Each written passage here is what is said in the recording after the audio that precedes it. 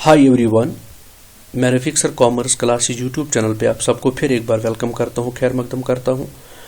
इस चैनल पे अभी तक मैंने अकाउंट्स असिस्टेंट के सब्जेक्ट के जो सिलेबस है उसमें जो अकाउंटिंग पोर्शन है उसके अभी तक 2 MCQs आपके साथ शेयर किए हुए हैं। आज मेरी कोशिश ये रहेगी कि आपके साथ MCQ मल्टीपल चॉइस क्वेश्चंस का तीसरा पार्ट में आपके सामने लेके हाजिर हुआ हूँ। मुझे उम्मीद है कि ये कोशिश मेरी आपको पसंद आएगी और यहाँ पे मैं इब्तिदाई तौर पे आपसे कहूँ कि मैं सिर्फ MCQs अकाउंटेंसी सिलेबस के मुताबिक शेयर करता हूँ। माय डियर फ्रेंड्स, मेरी कोशिश रहेगी कि ज़्यादा से ज़्यादा क्वेश्चंस आज भी आपके साथ शेयर करूँ ताकि आपको एक तो रिविजन में मदद हो जाए, दूसरा आपकी नॉलेज भी चेक हो जाए। तो माय डियर फ्रेंड्स, चलिए स्टार्ट करते हैं आज का MCQ। तो पहला क्वेश्चन है, which of the following is revenue expenditure. ये क्वेश्चन जो है इसमें 4 ऑप्शंस दिए गए हैं। आपसे कहा जाता है कि आप बताइए कि इनमें से रेवेन्यू एक्सपेंडिचर कौन है। तो आपको मालूम होना चाहिए कि एक्सपेंडिचर 2 किस्मों के होते हैं, एक होता है रेवेन्यू एक्सपेंडिचर, दूसरा होता है कैपिटल एक्सपेंडिचर।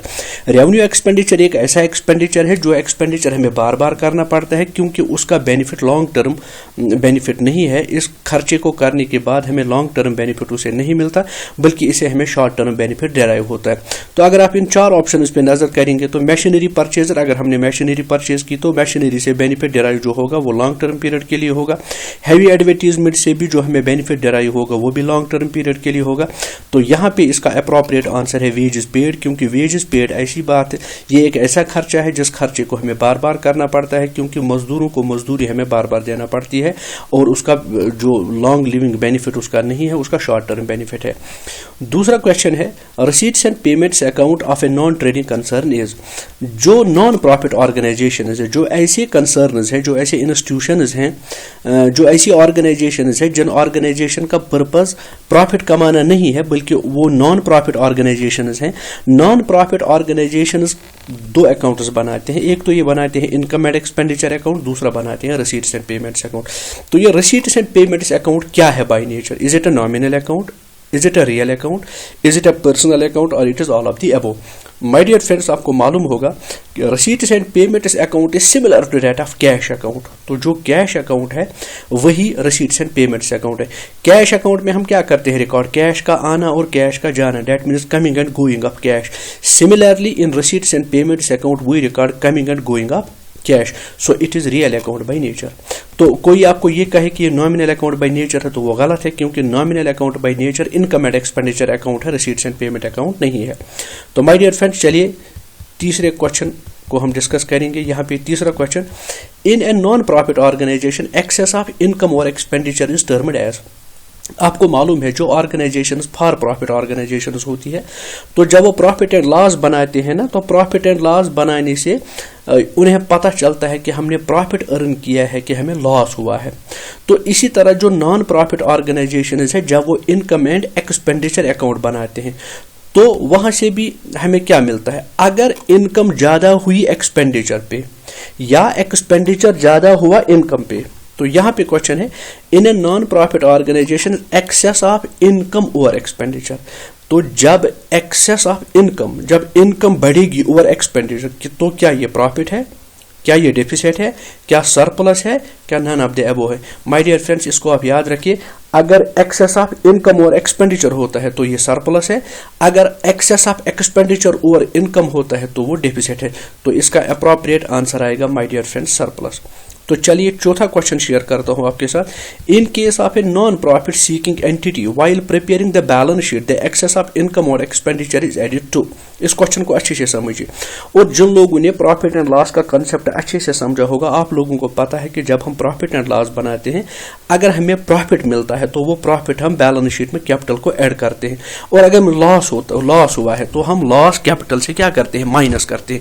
इसी तरह जो नॉन प्रॉफिट ऑर्गेनाइजेशंस हैं जब वो बैलेंस शीट बनाते हैं तो क्या बैलेंस शीट में वो क्या करते हैं? किसको? Income over expenditure. That means जो उन्हें सरप्लस मिलता है उस सरप्लस को क्या किया जाता है? क्या वो सरप्लस ऐड होता है बिल्डिंग फंड में, क्या वो ऐड होता है मेंबरशिप सेस फंड में, क्या वो ऐड होता है लाइफ मेंबरशिप कॉर्पस में, या वो ऐड होता है कैपिटल फंड में? माय डियर फ्रेंड्स, आप याद रखिए, जिस तरह फॉर प्रॉफिट ऑर्गेनाइजेशंस में प्रॉफिट ऐड होता है कैपिटल में और लॉस लेस होता है कैपिटल से।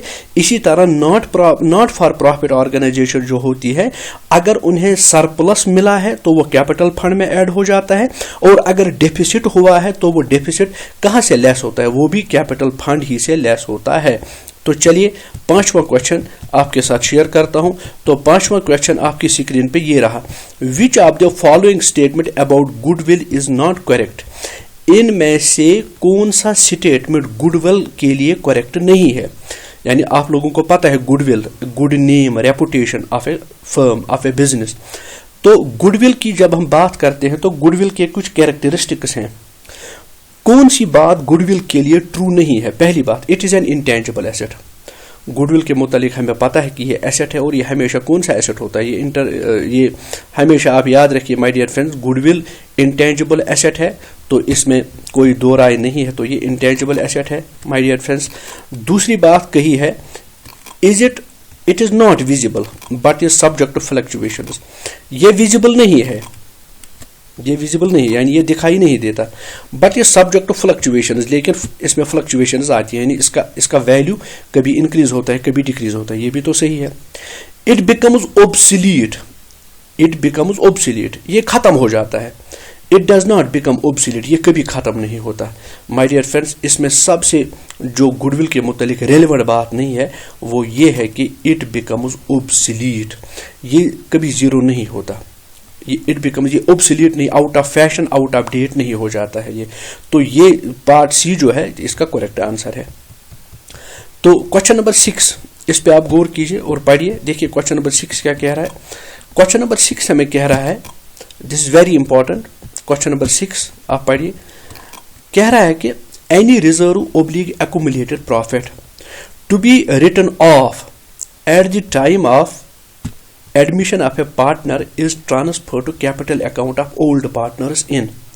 आपको याद होगा पार्टनरशिप में जब कोई नया पार्टनर एडमिशन ले लेता है उस वक्त अगर कोई रिजर्व होगा या एक्यूमुलेटेड प्रॉफिट होगा, अगर वो रिटर्न ऑफ करना है, एक तो हो गया वो एडजस्ट करना है। एडजस्ट अगर करना है तो वो हम कहते हैं कि सैक्रिफाइसिंग या गेनिंग रेशो में उसकी फिर एडजस्टमेंट होती है। लेकिन अगर इसको रिटर्न ऑफ करना है यानी खत्म करना है, बुक्स में नहीं रखना है, तो वो होता है हमेशा as per old profit sharing ratio of old partners. So my dear friends, मैं फिर से यहाँ कह रहा हूँ, जब कोई नया पार्टनर बिजनेस में एडमिशन ले उस वक्त अगर कोई एक्यूमुलेटेड प्रॉफिट हो या कोई रिजर्व बुक्स में हो और वो रिजर्व एडजस्ट नहीं करना हो बल्कि रिटर्न ऑफ करना हो, तो वो किस रेशो में ओल्ड पार्टनर्स को दिया जाएगा, वो ओल्ड पार्टनर्स को ओल्ड प्रॉफिट शेयरिंग रेशो में दिया जाता है। तो इसका अप्रोप्रिएट आंसर है ओल्ड प्रॉफिट शेयरिंग रेशो। हाँ, अगर यही रिजर्व और एक्यूमुलेटेड प्रॉफिट रिटर्न ऑफ करने के बजाय एडजस्ट करना होता तो ये सैक्रिफाइसिंग रेशो में एडजस्ट होता। इसका अप्रोप्रिएट आंसर इस वक्त है ओल्ड प्रॉफिट शेयरिंग रेशो, क्योंकि ये एडजस्ट नहीं करना है बल्कि रिटर्न ऑफ करना है। माय डियर फ्रेंड्स, एक और क्वेश्चन आपके साथ शेयर करता हूं। इफ ए पर्सन पे ऑफ ऑल इट्स क्रेडिटर्स, अगर कोई शख्स अपने सारे कर्जे अदा करे ऑन द बैलेंस शीट, जो कर्जे उसने किस पे रिकॉर्ड किए हैं बैलेंस शीट पे, तो उससे क्या होगा, increase asset and increase owners equity. एक तो इंसान की लाइबिलिटी बढ़ेगी और एसेट बढ़ेगा, ये तो सवाल ही नहीं है। Increase asset increase liability, asset भी बढ़ेगा लाइबिलिटी भी बढ़ेगी, नहीं। Decrease assets and decrease liabilities, appropriate answer इसका ये है कि decrease assets and decrease liabilities. क्यों? क्योंकि जब हम लाइबिलिटीज पे करेंगे, क्रेडिटर्स पे करने का मतलब है लाइबिलिटी पे करना, लाइबिलिटी पे करने का मतलब है लाइबिलिटी डिक्रीज हो जाएगी, और लाइबिलिटी थोड़ी पे करते हैं जब तक ना हमें कैश का पे करना पड़े या एसेट को ही हम दे देते हैं। तो इससे क्या होगा कि एक पर्सन जब अपने सारे कर्जे अदा करे, सारे कर्जे अदा करने से न तो एसेट बढ़ेगा न कैपिटल बढ़ेगा, न तो एसेट बढ़ के और लाइबिलिटी इंक्रीज होगी, बल्कि इसका अप्रोप्रिएट आंसर है कि decrease in assets and decrease in liabilities. My dear friends, ये 7 क्वेश्चंस मैंने आपके साथ शेयर किए। वीडियो को लंबा चौड़ा बनाने से बचाने के लिए मैं यहीं पे आज इसको कंक्लूड करता हूं। होप ये मेरी कोशिश आपको पसंद आई होगी। ऐसे ही मजीद वीडियोस को देखने के लिए मेरी चैनल के साथ आप बने रहिए, क्योंकि बिल्कुल बहुत जल्द मैं एक और MCQ आपके साथ शेयर करूंगा। जब तक वो MCQ मैं आपके साथ वो वीडियो शेयर करूं, तब तक के लिए खुदा हाफिज, have a nice day, thank you.